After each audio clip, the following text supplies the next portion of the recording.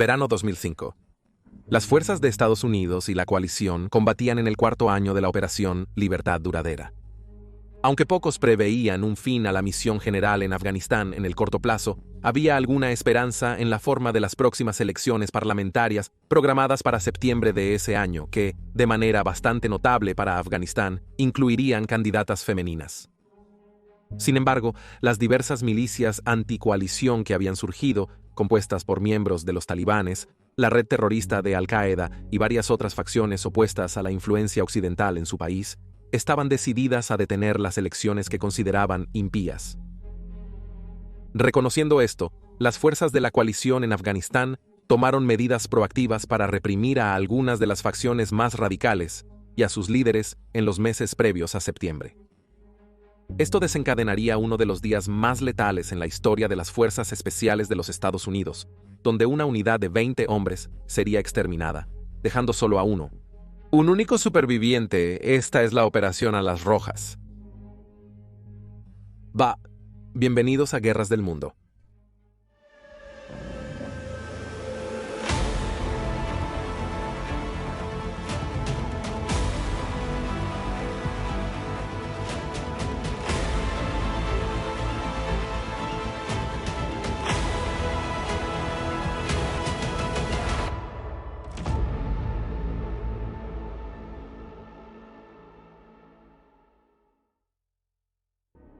El objetivo. Entre los objetivos de las fuerzas de la coalición en el verano de 2005 estaba uno, Hamid Shah. Shah provenía del distrito de Quds Kuna, de la provincia de Nangarhar, y con la llegada de las fuerzas occidentales a Afganistán, después de los ataques terroristas del 9/11, luchó para expulsar a los talibanes y a sus partidarios de Al-Qaeda. Sin embargo, en los años siguientes se opuso cada vez más a la intervención de los Estados Unidos y de la coalición y ayudó a traer a Afganistán a combatientes fundamentalistas islámicos del extranjero. Por lo tanto, sacarlo de la ecuación era una alta prioridad. A principios de 2005, Shah había asumido el mando de un grupo de milicianos conocido como los Tigres de la Montaña, que operaba en la provincia de Kunar, ubicada a lo largo de la frontera con Pakistán en el este de Afganistán. Los talibanes ocupaban gran parte del centro y oeste de Afganistán, sido en gran medida asegurados por las fuerzas de la coalición para este momento, al menos lo suficiente para calificar las elecciones en esas regiones como justas. Las tierras a lo largo de la frontera con Pakistán eran otra historia, con facciones pro-talibán y Al-Qaeda albergando milicias anticoalición en el lado pakistaní de la frontera.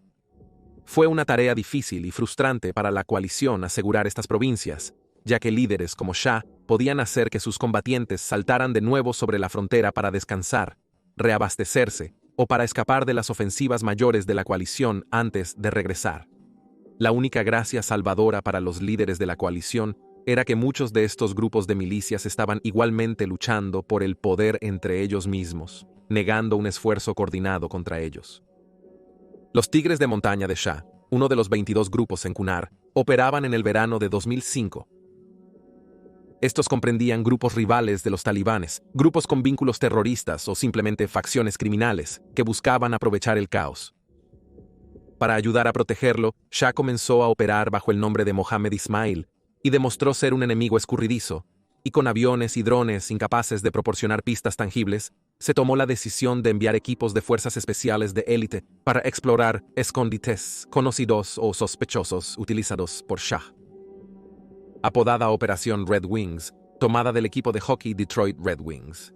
El plan fue concebido por el 2º Batallón Tercer Marines del Cuerpo de Marines de los Estados Unidos, con la planificación principal realizada por el Batallón Mayor Operaciones Thomas Wood. Red Wings iba a constar de 5 fases. La fase 1 requeriría que un equipo de fuerzas especiales fuera insertado e investigara edificios sospechosos de estar en uso por Shah. Una vez identificado Shah, la fase 2 podría comenzar con la inserción de un equipo de acción directa por helicópteros de fuerzas especiales para idealmente capturar a Shah o, si es necesario, matarlo.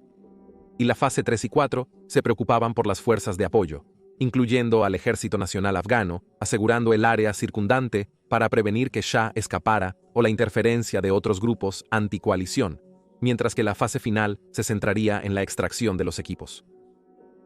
La fase 1 de Red Wings sería una operación conjunta realizada por los SEALs de élite de la Marina de los Estados Unidos, insertados por el Comando de Operaciones Especiales del Ejército de los Estados Unidos, Regimiento de Operaciones Especiales Aerotransportadas 160 Night Stalkers. En la noche del 27 de junio de 2005, el 160 grados insertaría a los SEALs utilizando sus poderosos helicópteros Boeing MH-47, una variante de operaciones especiales del famoso helicóptero de carga pesada CH-47 Chinook.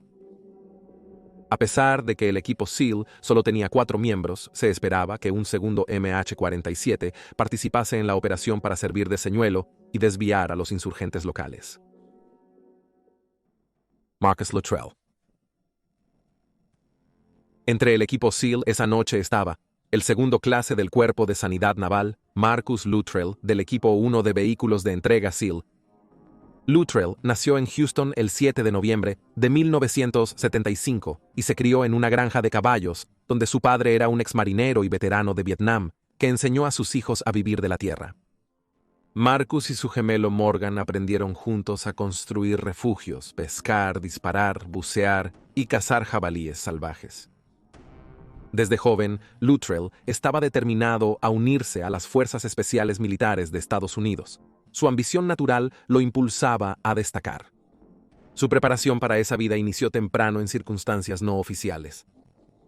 Viviendo cerca de la granja de los Luttrell, estaba el veterano del Ejército de los Estados Unidos, Billy Shelton, y desde la edad de 14 años comenzó a entrenar a Luttrell y a su hermano, ideando un curso intensivo de actividades físicas para prepararlos para el servicio militar. Luttrell inició su camino hacia la élite de América al enlistarse en la Marina de los Estados Unidos en marzo de 1999. Tras graduarse del campamento de entrenamiento y la Escuela A para médicos de hospital, inició su formación básica de demolición submarina SEAL en la clase 226. No obstante, tras fracturarse el fémur al caer de una cuerda y quedarse a recuperarse, finalmente se graduó con la clase 228. La formación adicional incluyó la Escuela de Salto del Ejército, su calificación SEAL y asistió al Médico de Operaciones Especiales. El 14 de abril de 2013, él, junto con el equipo SEAL 5, se desplegó a Irak como parte de la Operación Libertad de Irak, eliminando la resistencia de elementos aún leales al régimen de Saddam Hussein, después de la invasión liderada por los Estados Unidos. Luego dirigió su atención a la localización y destrucción de dispositivos explosivos improvisados, o IEDs, cuyo uso en ese momento estaba aumentando en frecuencia y demostrando ser altamente efectivo. Después de un breve respiro, se unió al equipo SEAL 10 antes de su despliegue a Afganistán en 2005, momento en el que supo que participaría en la Operación Alas Rojas. El 27 de junio de 2005 se unió el teniente Michael Murphy, quien estaba al mando de su operación. El oficial de segunda clase de técnico de sonar, Matthew Axe Axelson, un francotirador de vista de águila, y el compañero de artillero de segunda clase Danny Dietz Jr., un oficial de comunicaciones y observador. Luttrell afirmó que tenía un mal presentimiento sobre la operación incluso antes de que comenzara. Mientras el poderoso MH-47 retumbaba su camino hacia su zona de aterrizaje, en una cresta cerca de la montaña Sotelo Sa en la cordillera del Hindu Kush, aproximadamente a 20 millas o 32 kilómetros al oeste de la capital provincial de Asadabad, su temor solo creció. Como explicó más tarde en una entrevista, lo que no podía ver era un lugar para esconderme. La información sobre la vegetación no era buena. Reveló en una entrevista que no encontraba un escondite debido a la falta de información sobre la vegetación en el estéril Hindu Kush, a 10.000 pies. Después de dejar a sus pasajeros, el MH-47 y la aeronave Señuelo retumbaron incluso detrás de los 4 SEALs, que comenzaron a abrirse camino durante 4 millas a través del barro empapado y la lluvia helada. Rápidamente se confirmaron los temores de Luttrell. Al aproximarse a un pueblo talibán, vieron la luna en su máximo esplendor proyectando sus sombras sobre la montaña indistinguible detrás. Para que todos lo vean, pero afortunadamente escaparon de la detección, al menos por el momento. Una batalla imposible. Habiendo tomado sus posiciones sobre el pueblo, el equipo SEAL se instaló y comenzó a localizar edificios sospechosos de albergar a Shah, sus hombres, sus armas o su fábrica de AED. Ahora bien oculto en la ladera, el paleta estaba mirando a través de sus binoculares, cuando para su sorpresa, un hombre con turbante saltó de un tronco por encima de donde él estaba escondido y aterrizó justo frente a él. Littrell y Axelson apuntaron con sus rifles al aterrado afgano, quien desconocía la presencia de los SEAL hasta que se vio frente a las armas. Dos hombres aparecieron de repente y los SEALs los detuvieron de inmediato. Entonces Littrell y los demás comprendieron que eran pastores de cabras, no exploradores para Shah como se pensaba. Sus animales estaban visibles desde abajo rodeando la ladera. Ahora se enfrentaban a un dilema. Independientemente de si trabajaban para Shah, estos pastores de cabras habían comprometido la seguridad del equipo SEAL al conocer su tamaño y ubicación. No obstante, sus reglas de compromiso les impedían disparar a los hombres intactos, pero no podían retenerlos durante toda la operación. Al principio, el teniente Murphy decidió elevar la decisión y trató de contactar a sus superiores para pedir consejos sobre qué hacer. Lamentablemente, el tren impidió la comunicación efectiva, obligando a Murphy a tomar la decisión solo. Citando las posibles repercusiones legales y políticas por matar a los 3 pastores de cabras y el hecho de que hacerlo podría alertar a la población local sobre su presencia, si alguien escuchaba disparos o gritos de agonía, Murphy sintió que no tenía más opción que dejar ir a los hombres. No obstante, por precaución, mandó al equipo a su posición de reserva. Fueron atacados tras menos de una hora en movimiento. Los pastores de cabras alertaron a Shah y sus hombres, quienes rápidamente los atacaron, aprovechando su superioridad numérica frente al equipo de 4. Littrell lamenta no haber matado a los 3 pastores de cabras, sabiendo que eso podría haber prevenido la muerte de muchos camaradas. Pero la retrospectiva es siempre perfecta.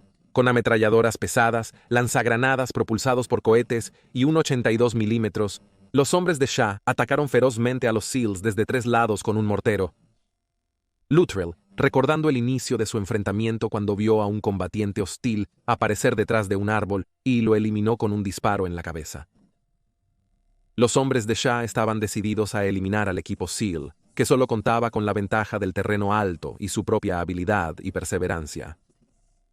Lamentablemente, no pudieron resistir indefinidamente, así que Murphy les ordenó retroceder. Littrell entendió que esto implicaba saltar por el costado de la montaña hacia el barranco próximo para intentar huir. Mientras Littrell intentaba zigzaguear para evitar ser golpeado por el intenso fuego entrante, de repente cayó, resbalando en el aire antes de caer en picada, intentando desesperadamente y sin éxito agarrar algo para detener su caída. Sus suministros y equipo fueron arrancados mientras caía. Finalmente descansó en el fondo, seguido por los demás que buscaban refugio para seguir luchando. Dietz intentó pedir ayuda por la radio, pero le dispararon en la mano antes de lograrlo. La explosión destrozó su pulgar. A pesar de sus graves heridas, Murphy comprendió que su única esperanza era contactar con la sede, pero era consciente de la imposibilidad en el terreno extremo donde combatían. Por lo tanto, sin dudarlo, y sin tener en cuenta su propia vida, se movió al descubierto, donde podría obtener una mejor posición para transmitir una llamada y obtener ayuda para sus hombres. A pesar del peligro, Murphy salió exitosamente al descubierto. Posteriormente, Murphy contactó a la base aérea de Bagram para solicitar apoyo de la Fuerza de Reacción Rápida de Operaciones Especiales. Mientras proporcionaba con calma detalles de la ubicación de sus hombres y la fuerza enemiga a la que se enfrentaban, recibió un disparo en la espalda, lo que le hizo soltar brevemente el transmisor antes de recogerlo de nuevo y continuar comunicándose con Bagram. Littrell, gravemente herido pero tras enviar su mensaje, escuchó a Murphy decir: «Roger, eso señor, gracias», mientras 2 rondas impactaban su torso. Herido gravemente, Murphy intentó luchar más y contactó a Littrell. Littrell, al límite, apenas podía caminar tras su caída. Si hubiera intentado alcanzar a Murphy, probablemente habría sido disparado inmediatamente. Dejó caer su arma y se cubrió los oídos, mientras Murphy le gritaba antes de ver a 4 de los hombres de Shah salir y acabar con el teniente. Poco después, una granada propulsada por cohete detonó entre su posición y la de Axelman, lanzándolo por otro borde, y el A fuego por sí mismo. Cuando concluyó el tiroteo, más de 2 horas después, 35 de los hombres de Shah estaban muertos, pero también lo estaban los 3 camaradas de Luttrell. El único superviviente. Tras la valiente acción de Murphy alertando a la fuerza de reacción, se enviaron prontamente 2 MH-47 a la escena, con los indicativos turbina 33 y 34.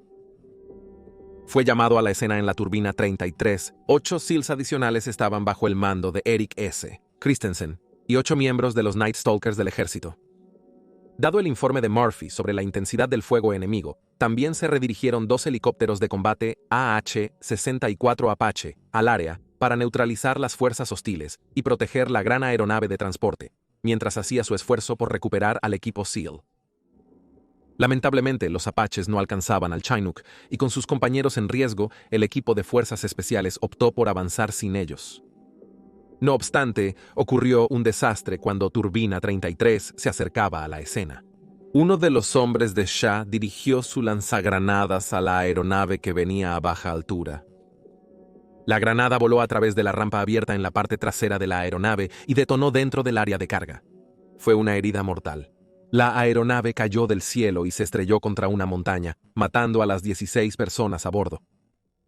La pérdida, junto con los 3 fallecidos del equipo Luttrell, hizo del 28 de junio de 2005 el día más sombrío para la comunidad de las Fuerzas Especiales de Estados Unidos en la libertad duradera. En ese momento, los oficiales superiores en Bagram asumieron que habían perdido a 20 hombres ese día, pero en realidad Luttrell estaba gravemente herido en ambas piernas, pero milagrosamente aún muy vivo. Habiendo recuperado la conciencia, pasó la noche arrastrándose por la tierra, incapaz de hablar y su lengua pegada al paladar mientras su garganta estaba destrozada. Luego fue llevado al hospital, que estaba lleno de tierra. Durante 4 horas se arrastró, escaló y cayó, chupando vegetación en vano para obtener humedad, hasta encontrar una cascada. Mientras tomaba unos tragos desesperados, para su horror, vio a un grupo de afganos frente a él. Alarmado, tomó su rifle listo para disparar, pero se contuvo cuando uno de ellos indicó que estaban desarmados y no eran una amenaza. En ese momento no sabía que eran pastunes. Los pastunes, el grupo tribal más antiguo existente, le acogieron, ayudaron y, crucialmente, le protegieron. Durante 3 días, los pastunes cuidaron de él, dándole comida y agua y atendiendo sus heridas. La milicia anticoalición buscó al americano contactando a los pastunes, pero valientemente, la tribu se negó a entregarlo. Luttrell escribió una nota que un hombre pastún llevó a un puesto cercano de los marines de Estados Unidos, informándoles de su supervivencia y ubicación. Las fuerzas estadounidenses evadieron riesgos esta vez. Se organizó un enorme esfuerzo de rescate que involucró a aviones de combate y drones lanzando ataques contra ubicaciones insurgentes conocidas para mantenerlos alejados del equipo de rescate, quienes lograron recuperar a Luttrell el 2 de julio, el único superviviente del día más oscuro.